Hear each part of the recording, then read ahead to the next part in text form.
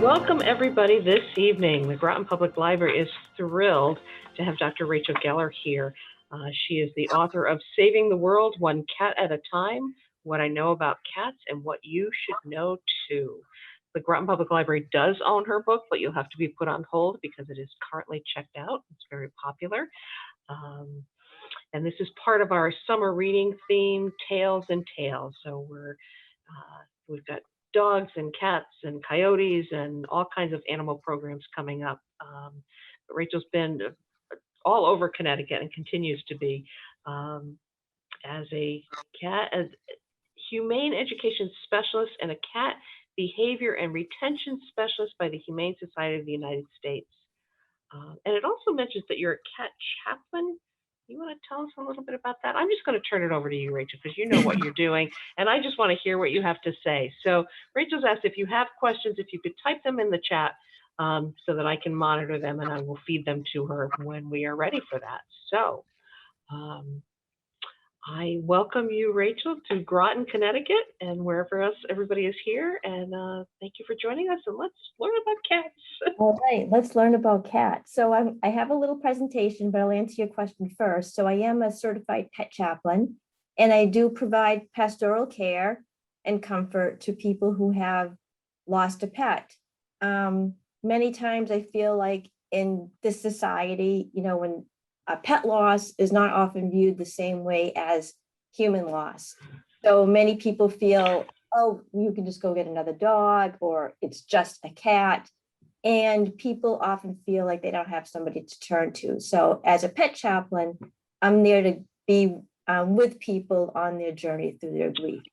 So, but as a cat behavior counselor, I am often asked, why do you spend so much time helping cats?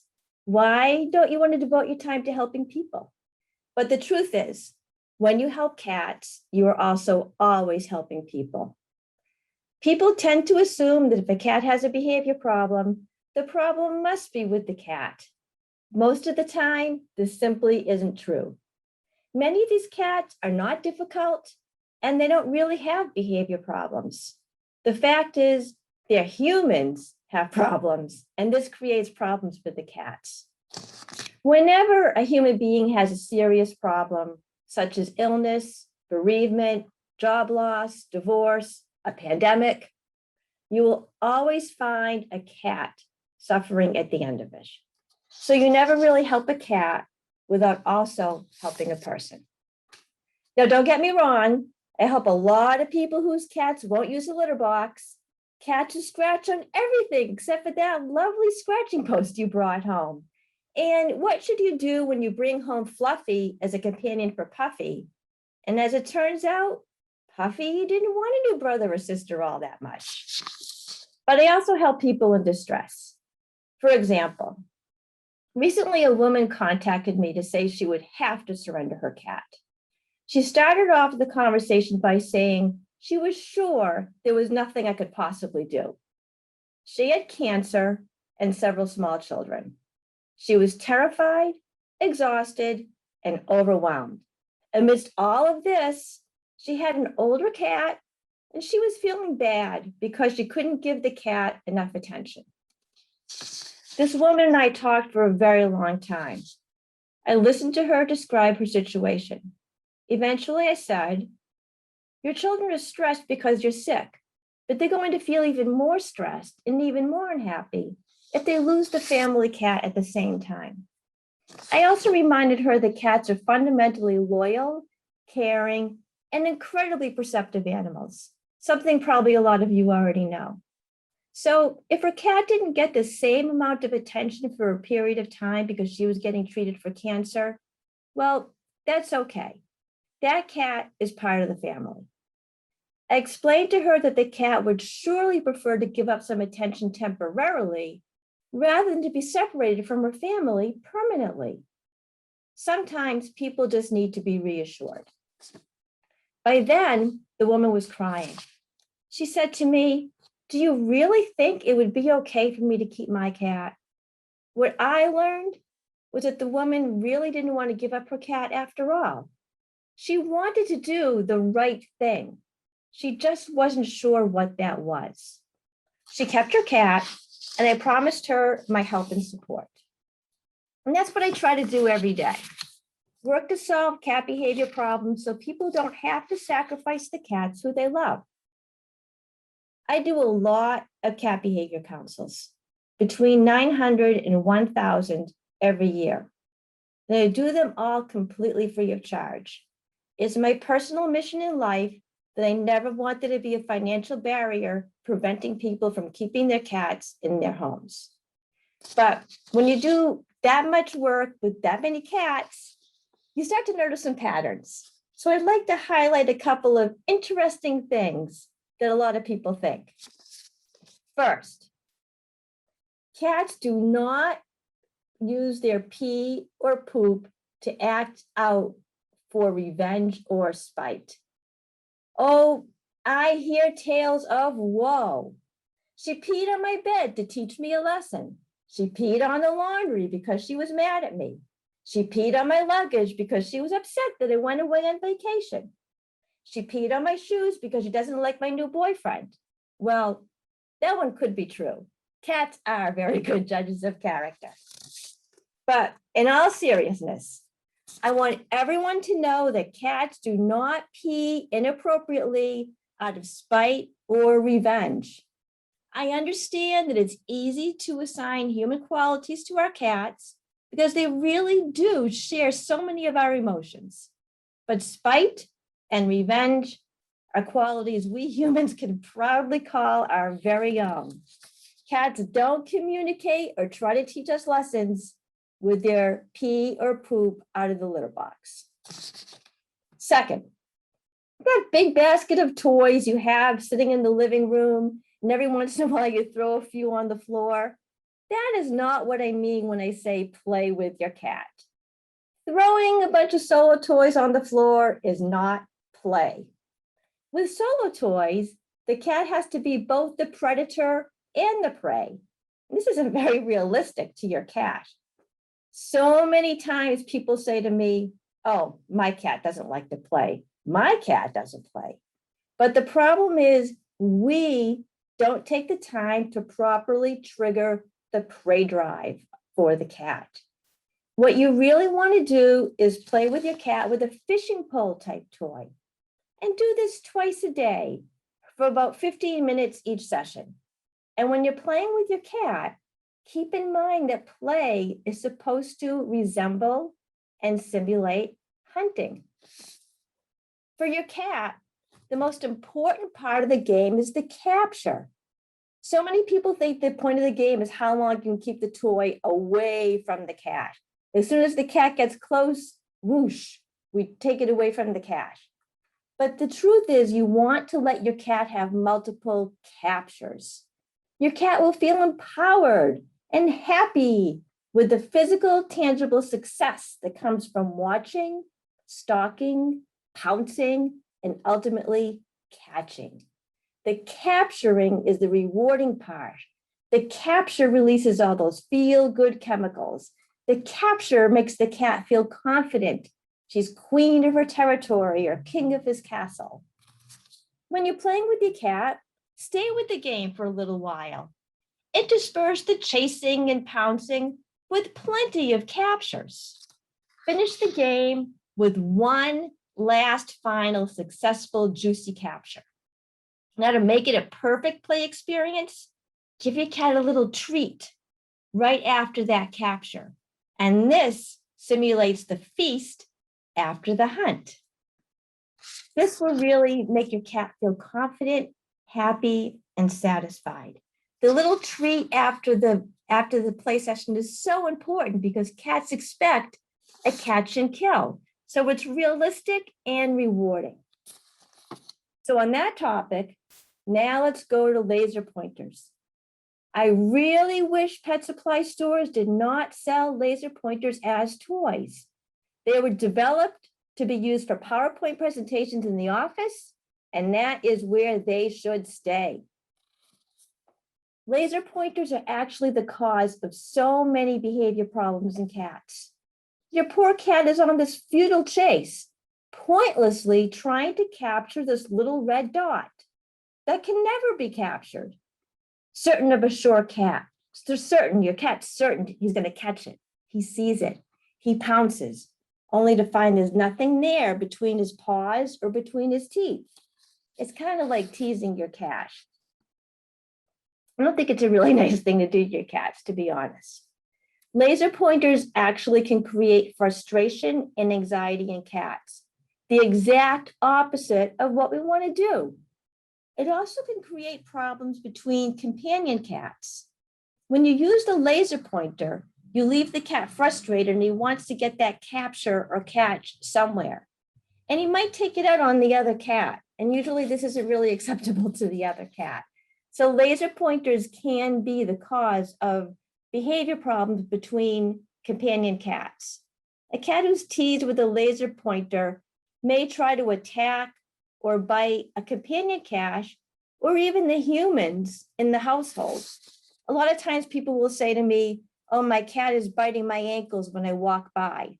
Well, if the only stimulation your cat is getting is your ankles, the motion of your ankles when they walk by, your cat is going to chase your ankles. So make sure she's getting stimulation and captures with a fishing pole type toy and the two of you playing together. Laser pointers just don't provide that physical, tangible catch after stimulation. And cats need this because they are natural born hunters. Your cat's just going to develop stress and anxiety that needs to be, taken out somewhere. And most often these ways will be aggressive and destructive. So play in a way that satisfies your cat's natural hunting muscles and use a fishing pole type toy with your cat. Last, cats do not want privacy when they use the litter boxes. I know people love covered litter boxes. Covered litter boxes from a human perspective may provide privacy the way we think, but we're placing a human need onto our cats. Our cats actually want something completely opposite. They want a clear visual field all around them. They want to be able to see all around them. A covered litter box completely reduces your cat's ability to have a clear visual field and to escape. Now, I know when we use the bathroom, we're not really thinking about how we're going to escape, but your cat wants to know that should an opponent or an invader appear, she has an escape route. The problem with a covered litter box is the only escape route is right into the face of that potential opponent or invader. So your cat is not going to feel very safe in a covered litter box. Cats are in a vulnerable position when they are in their litter boxes, and they really need to be able to see all the way around them. Your cat always wants to know that she has potential for escape. And it's really important to note that these opponents and invaders can be real or imagined. Even only cats in the household have this feeling. So, how did I get here? How did I get to this point where my work is revolving around litter boxes and scratching and cats who don't like each other? Well, I guess it started with my parents. And my parents' view on pets, cats or otherwise, could not have been more different. My father grew up in Dorchester, Massachusetts. And he grew up in a small, crowded apartment that his immediate family shared with his extended family. The apartment did not allow pets, not that there was room, and they were very poor, barely able to feed themselves. On the other hand, my mother grew up in a single family home where pets were revered as part of the family. Later in their marriage, my parents were forced to strike a bit of a compromise about pets in our home when their firstborn, me, seemed to have discovered an endless parade of cats in the neighborhood who really needed me and who somehow ended up at our house. Well, with all these cats at our house, there came responsibility. And I clearly remember to this day, one day I was probably like 7 or 8 years old. I was eating breakfast at the breakfast table. My dad came down and saw me eating breakfast, and he said, "Rachel, have you fed your cats yet?" And I said, "Oh, I will, Dad, as soon as I'm done eating breakfast." And he said, "No, you need to feed those cats before you feed yourself. They're dependent on you. You are their caregiver. You are their steward for good health and care." And he told me to stop eating my breakfast, feed the cats first before I fed myself, and then I could eat. So from a very young age, I really learned about, I think, the humane and ethical treatment of the cats or any animal in our care. I deeply loved all of the cats and mourned their loss when one died. And at some point, I began to memorize the names and faces of all of the cats who had lived, loved, and then died at our house. One day, again, I asked my dad, and I should mention that he was a rabbi, whether all of these cats would meet me in heaven and whether they would recognize me and I them. He assured me that they would, that the cats would remember me and I would remember them forever. Thinking back, the lesson I learned wasn't so much about the cats, but it was about my father's assurances that relationships with our cats last, that our relationships with our companion animals have meaning. Our relationships with our cats are enduring. They are important. And to me, that meant that they are worth saving. So thank you tonight to the Groton Public Library for having me. My name is Rachel Geller. I'm a certified cat behaviorist, and I'm ready to take your cat behavior questions now. Thank you. And again, if you're willing to type them in the chat, I can relay them to Rachel. I love that your father was a rabbi and he told you that, because I believe that with all my heart, that our animal friends are on the other side. Yes, I grew up believing that, and I really do believe that, and it's part of the work I do saving cats, and it's part of the work I do as a pet chaplain as well. From Christine, thank you for your expertise. Is there anything I can do to stop my cat waking me up at 3 and 4 in the morning? He loves to put his paw on my face to wake me up. Okay, yes, we can do something about that feline alarm clock. So here's what I want you to do.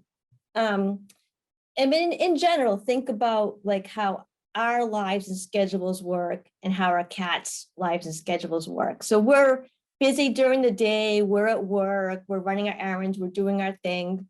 And when we come home, we're sort of ready to relax and wind down. Your cat, on the other hand, has probably been napping all day. So when you come home, he's ready to rev up. So often we're on different schedules. And the other problem is our cat's sleep cycles tend to be shorter than ours. So we need to attack this in 2 ways. We need to keep your cat busy during the day, even if you're not there. And we need to sort of get your cat into that eat, hunt, sleep cycle as close to bedtime as possible so that you can sleep through the night. So I talked a lot about interactive play. When you get home, I know people like to interact with their cats by petting them and having them sit on their lap, but try to also do play sessions with your cat throughout the evening. But what's really important is I want you to do one last final, really robust interactive play session with a fishing pole type toy right before you go to bed. So what I want you to do is play with your cat for a good 10 to 15 minutes. We're going to provide multiple captures. And then when the game is over, we're going to let that cat get one last final super juicy capture, let him really sink his teeth into it or sink her paws into it, and follow that with food. So now we've tapped into your cat's natural cycle of hunting, eating, sleeping. And this is going to help your cat fall asleep and to sleep longer. But your cat may wake up before you do. So what I want you to do when you go to bed is place a type of toy called a puzzle feeder on the floor. Puzzle feeders are interactive activity toys that mimic what I was just talking about. They have to manipulate the toy, stalk it, hunt it, and the toy doles out the treats intermittently. So it resembles hunting outside, but because it also provides an opportunity to hunt and eat, it will put the cat back into her natural sleep cycle. So by doing the interactive play session right before bed, you're going to ensure a longer time to sleep. I've had many people tell me like now they can sleep to 6 or 7 a.m., which can be a big deal in the cat world. But if you want to, put out those puzzle feeders. So if your cat wakes up before you do, he's going to have something to do to occupy himself. And the puzzle feeders can also be used during the day. So when you leave the house for the day to go to work, put out some puzzle feeders. Another idea is to, instead of leaving just some dry food for your cat to graze on during the day, divide up the portions into little bits, into several different bowls, kind of hide them about your house. And this way your cat has to go on a fun expedition to find his food. And that's going to keep him busy too. So we want to keep him busy and occupied during the day, play with him at night, final play session before bed, put out the puzzle feeders. And that is really going to help a lot with you sleeping past 3 a.m. Great suggestions. That's awesome. I have a question from Barbara. My 2 recently adopted cats are terrified of me. What do I do? Okay, so the first thing I want you to do is to keep your cats in a small room. I call it the sanctuary room, because if they're afraid of you, they're probably afraid of all the territory too. And I know, again, we need to sometimes think like a cat and not like a human. So we wouldn't want to be locked in a small room all day long, but fearful cats, shy cats, they actually prefer it. There's going to be plenty for them to do just to get used to getting their bearings in a small room. But it's going to help them feel safe and secure, and it'll allow them to build their confidence and settle in. Now, having said that, the small room isn't a prison cell. You can go in there and visit as often as you want, but we want them to have less territory. Territory can be very overwhelming to a cat. So we're going to have a small room, which equals less territory. Now, interactive play with a fishing pole type toy is a terrific way to boost confidence. When the cats get those captures, they feel good about themselves. They feel confident. Not only that, you are part of the game. So they associate all of this confidence and feeling good with you. So be sure to play with your cat with a fishing pole type toy. If they're super afraid, find one that has like a really long wand. If that's not enough, you can even use like duct tape or something to tape 2 yardsticks together.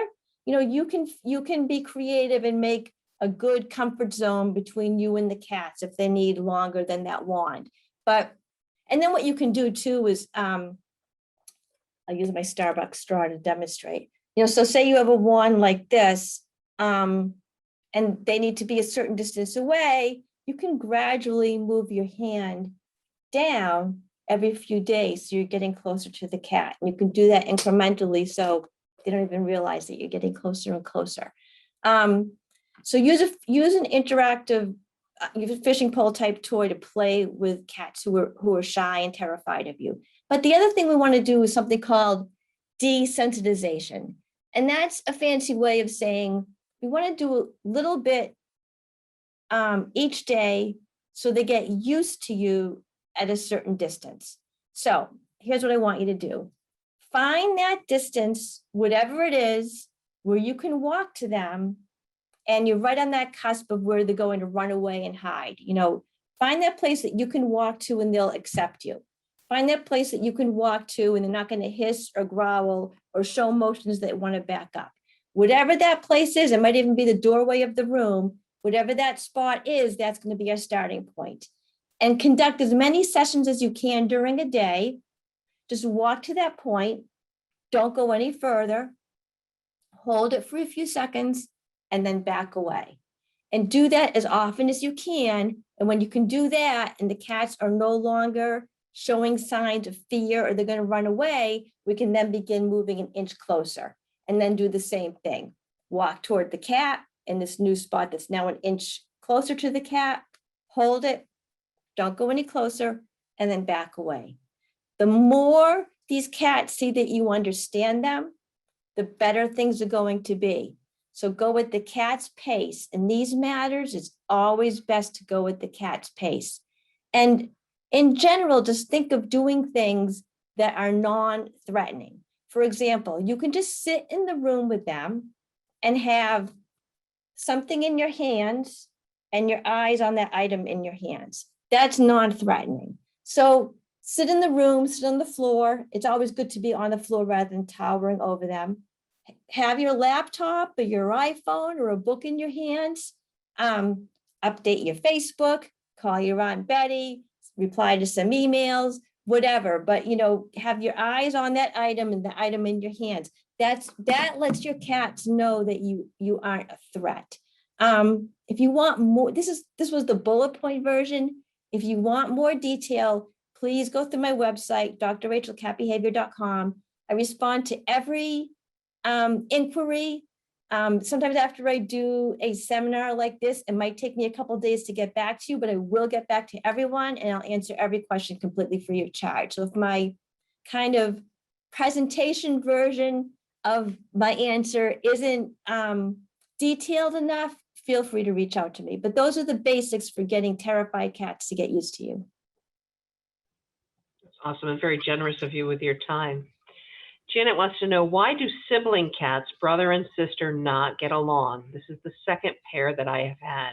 I had had that issue too when I had cats. So yeah, there's probably a lot of parents out there too who are wondering why their kids just don't get along. I mean, it's just like people, it's no guarantee that sibling cats are going to be fast friends. But there are things that you can do to help them tolerate each other. Note, I'm not saying joyfully embrace, but there are some things we can do to help the cats tolerate each other. We can always use food to help cats develop positive associations with each other. So you can do an exercise where you reserve a super duper yummy, delicious treat that you're only going to use for these sessions. So they associate, this prized treat with seeing each other. And the idea is find that spot where you can feed them both and they're okay eating alongside each other. It can be 6 feet away if it needs to be. It can be 2 feet away, whatever it is, and feed each cat the delicious treat, that one treat that they go wild over, that you don't like to give them all the time. And it can be something that's, not the best nutrition, because this isn't the time to worry about their diet. Feed them this yummy treat. And then what happens is each cat will think, now that I think about it, whenever that other cat is around, I'm getting these delicious treats. Maybe that other cat's not so bad after all. So we wanted to sort of create new positive associations through food. So that's one thing we can do to help cats who don't love each other learn to tolerate each other. Another thing, again, going back to the play, we can play with the cats alongside each other, because play also develops positive associations. And sometimes you might even want to look into things like calming chews. There are over-the-counter products that help calm cats. There are the pheromone sprays. There are little treats that you can give that are calming to cats. And sometimes that helps take the edge off too. But I think doing sessions where you get them to come closer to each other and tolerate each other is probably the best way to go. So I have from Karen, my mom's cat is part Maine Coon. He's a big, strong cat, and he's developed an intense fear of going to the vet. And our vet is wonderful. He has to fast before he goes because they have to tranquilize him or they can't work with him. And he knows what is coming when he's not fed. The last time we took him, we had to catch him in a sheet, and it was very stressful for all. What can I do to help him and make this better? Okay, so the first thing I always tell people is we need to make it so your cat doesn't look at the carrier as a traveling prison cell to the vet. So if the only time the cat is in the carrier is when it's vet time, we're just not going to have a very good time. So I advise people to leave that carrier out on the middle of a floor, preferably the room you tend to hang out in a lot, your TV room or your den or place where the family tends to congregate. And use a pipe cleaner to hold the door open because we don't want the door to slam on the cat. So just have the cat carrier out there like any other cozy box or container the cat might want to go in. Line the cat with some cozy blankets, maybe spray a little comfort zone spray or feel away spray in there to help calm the cat. And let them start looking at it as just a place to nap. We can even throw treats in there to entice the cat to go in. Once we've gotten to the point where the cat's going in and out of the carrier on her own, she's kind of seeing it's not such a bad thing. Now we're going to start off with the training to get her used to the carrier. So one of the times when she goes into the carrier, we're just going to close the door, hold it for a few seconds, open the door, and let the cat out. I'm going to keep doing that until the cat's okay with it. So we're letting the cat see that the door will close behind her. The door's going to open again. Nothing of consequence happens. When this is going okay, now we're going to take a little trip, sort of. We're going to close the door, walk around the house a little bit, bring the carrier back to the spot, open the door. Again, the first time the cat might be a little afraid, but we're going to keep doing this and the cat's going to see again, nothing terrible happened. I was up in the air a little bit. I came back.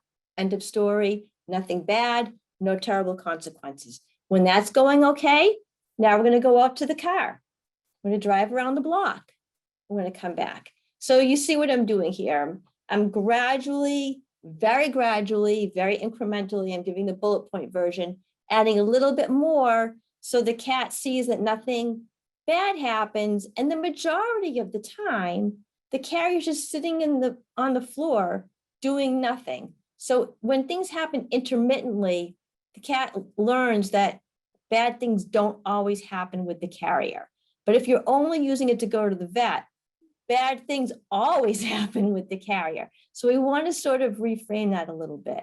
Now, in the meantime, so the cat doesn't have to fast and be sedated, I would recommend to the person who asked this question to talk to her vet about a drug called gabapentin.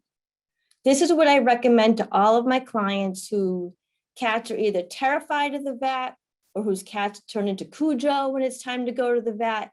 Gabapentin is a wonderful drug for this purpose. It's in and out of the system within a day. It has no side effects. And it's not really a sedative, so the vet can still work with the cat. It just makes the cat indifferent to scary stimuli. You can give the gabapentin before the vet visit. The cat will be like a marshmallow. You go to the visit, the vet can do whatever you want. The other great thing about this drug is it has a little bit of a amnesiac effect. So the cat doesn't even remember it the next day. I currently, right now, have a Maine Coon myself who was a rescue. She's 18 pounds.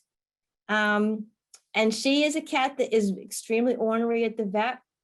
I give her the gabapentin first. I pick her up. I put her, and I'm not a big person. You can't tell on this, but I'm not a big person. I pick her up, put her in the carrier. No fights, no nothing. She's lovely at the vet. Bring her back home. Within a couple hours, it wears off and she's fine. So, you can do, it doesn't have to be mutually exclusive. You can do both, get the cat used to the carrier with the kind of process I just talked about, desensitizing the cat to the carrier. But in the meantime, ask your vet about gabapentin because I think it's safer and less traumatizing to use that than completely sedating the cat. Thank you. And you had mentioned Calm Away. Is that, and I know that my daughter has used something for her dog. Is that Yeah, there's two products. One's called Comfort Zone and one's called Feel Away. And what these products are, when your cat rubs against you and deposits his scent, all over you and marks you with his scents because he wants to feel that you're his, and he's marking his territory. So these products are synthetic versions of those pheromones that cats produce. It's completely non-toxic. It's a synthetic version of those pheromones, and it can really trick a cat into thinking that he's already marked the area as calm, as friendly. So it can be very helpful in times that are stressful for the cat. So like even if you move into a new home, you can spray Comfort Zone or Feel Away like on the around the doors, furniture, things like that, places where your cat would rub. So he thinks he's already made his own place. Like anytime that something new or something scary might be happening for a cat, those products can be very helpful. Well, that may help Suzanne too. She's thank you for the visit and looks forward to reading your book. I can put you on hold, Susan, if you want me to. Suzanne. They've been rotating two cats between areas of the house during the day because they fight. Any suggestions about that? Yes. So I would suggest what I call my famous reintroduction process. And I'm going to give a very bullet point version of it. But what I do is I like to reintroduce the cat as if they've never met each other. And typically what I do is I choose one cat to be in the sanctuary room and one cat to have free roam of the house. And that takes a little bit of consideration to decide which cat should be in the sanctuary room. The cat who's maybe more of the bully, the cat who's more of the instigator, or the cat who's the newcomer should definitely go into the sanctuary room because the resident cat should always be able to have her territory. You never want the cat who was there first to feel like her territory is up for grabs because it's very stressful for a cat. And conversely, you never want the newcomer to feel like he's being plopped into enemy territory because that's also very stressful for a cat. So I suggest a separation, decide which cat should go in the sanctuary room. And then what I like to do is completely bring it back down to ground zero and then slowly add back in. So for example, in the sanctuary room, I suggest keeping like a big shirt or a smock. So when you go into the room, you put that on, wash your hands before you come back out so the cat outside isn't overwhelmed with all of these other cat smells. Do all these things to lessen all the stimulation. Once we've done that, we can slowly start adding back in. I like to start off with scent swapping, rub each cat with a sock, around their glands on their face and neck and chin. Put the cat A's sock with cat B and cat B's sock with cat A. So what this does is it lets the cats, even though I know they've already smelled each other, right? But what we're doing here is giving cats control over the situation. Sometimes with cats, it really helps a lot to give them control and to let them think that this was all their idea. Kind of like with my husband, it's the same thing. So let them sniff and investigate the socks on their own. When they want to investigate, they can. When they don't, they're not being forced to do anything. And this really helps a lot. When that's going okay, then we can do a soil swap, which is exactly as it sounds. And when that's going okay, we can start opening up the door just a crack, let them see each other, feed, a yummy treat on either side of the door, close the door, and we can gradually start opening the door wider, moving the bowls closer. And then after that, I usually suggest a period of time with baby gates, 2 baby gates, one on top of the other, and continue doing the feeding sessions on either side, and then start letting the cats be together. But you never want to go from 0 to 60 with cats. So let them be together one day for 10 minutes. When that's going okay, then they can be together once a day for 20 minutes. When that's going okay, 30 minutes and so forth. So the cats just won't resolve their differences on their own. Never expect to put two cats together and let them work it out. It's just not going to happen. So we really have to provide a very structured process to get them exposed to each other, tolerate a little bit, and then add a little bit more. It's the only way you're ever going to get two cats who don't like each other to at least deal with each other. And again, if this person wants more of a detailed explanation, I can write it all out, drrachelcatbehavior.com. Awesome. That's so helpful. I have a friend who's into two new cats in a new apartment. So I'm going to pass all this on to her. Yes. So Chris, I actually saw your beautiful cat. I don't know if that's the one you're writing about, but Chris says, I have a problem cat. She is super attached to me. She's peeing inappropriately, recently peed in a visitor luggage, also peed other places in the house. Also, when my attention is elsewhere on a Zoom call, she attacks. Help! There's a lot going on there. So for the litter box issues, I really suggest people look at their setup, the number of boxes. There's so many things that go into litter box problems. I'm not going to be able to solve that in this presentation.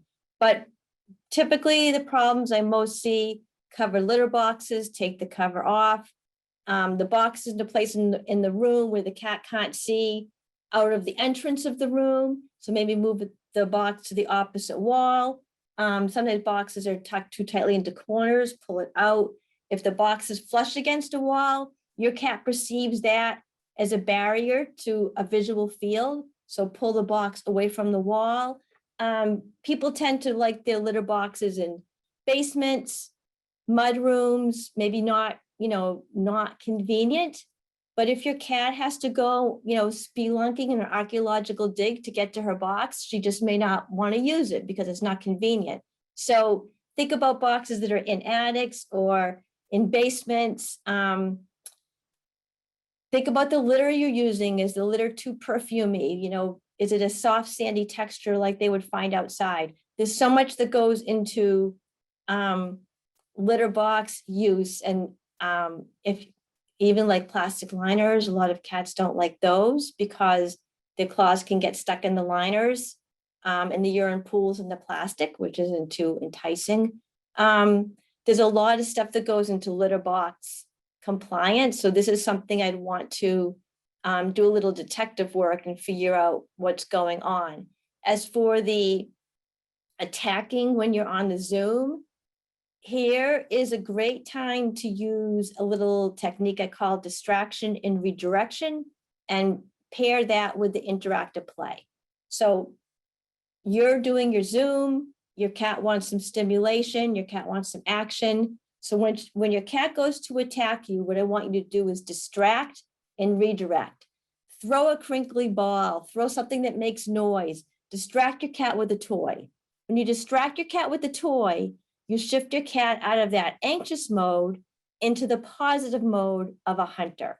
So we're shifting the cat out of being anxious into something that feels good to a cat. Then conduct a little impromptu interactive play session with a fishing pole type toy, the way I've described. Your cat gets to release his anxiety. You remain safe. Everybody wins. And if you do this consistently, your cat is going to learn that there are appealing alternatives to going after you. Cats would much rather hunt the prey. Cats would much rather have a feast after stimulation than your skin after stimulation. So it's just a matter of providing this and doing it consistently. And cats are smart. She's going to learn that there is an alternative to this behavior that's positive. So whenever your cat's doing something negative, a spray bottle or yelling at your cat may work in the moment, but it's not a positive way of retraining your cat. So we want to do things that the cat decides on his own that he'd rather do this because he's getting play, he's getting food, he's getting attention when he doesn't do the behavior you want. And this is where interactive play therapy is such a positive and powerful tool. I know I talk about play and people kind of roll their eyes, but really it's a very powerful tool. It can be used for behavior modification. And the best part is your cat is just having fun. don't think any of us have enough play in our lives, so thank you for that. It was a beautiful cat, though, Chris. I wish she'd come back so we could see it.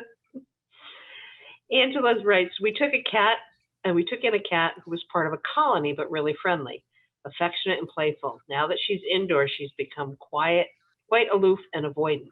Do you think she misses being outdoors? No.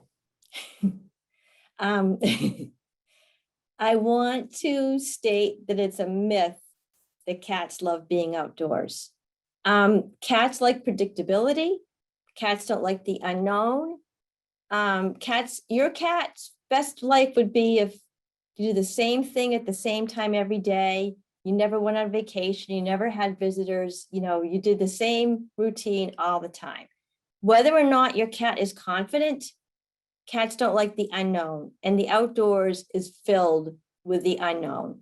So they don't miss being outside because of all of the dangers and the predators. What they may miss is the stimulation. So again, going back to what I was talking about, you need to have interactive activity toys. You need things for your cat to do. You need to provide play time that's robust and challenging.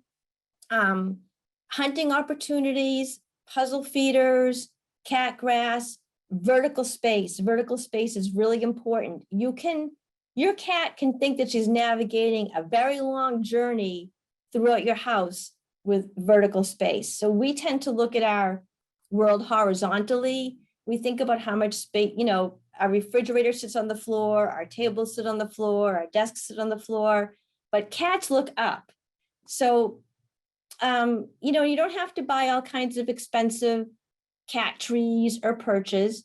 Look around your rooms. Chances are there's some shelving that's going unused, or some backs of couches or sofas that can be repurposed as vertical space. But try to provide as many up opportunities for your cat as possible, because that also gives your cat feeling of having expanded space. But it's really important that you provide stimulating opportunities to hunt and capture for your cat. That's awesome. I was always told cats like to climb to the highest spot. They like to lord over us. Yes. Look down. Yes. Yeah. After hearing this, I think a cat might be nice for me. So, well, and you know where to reach out for help. Absolutely. And thank you for your generosity, and thank you all for coming. Thank you so much. Thank you all. Have a great evening. Thank you. Take care, everyone.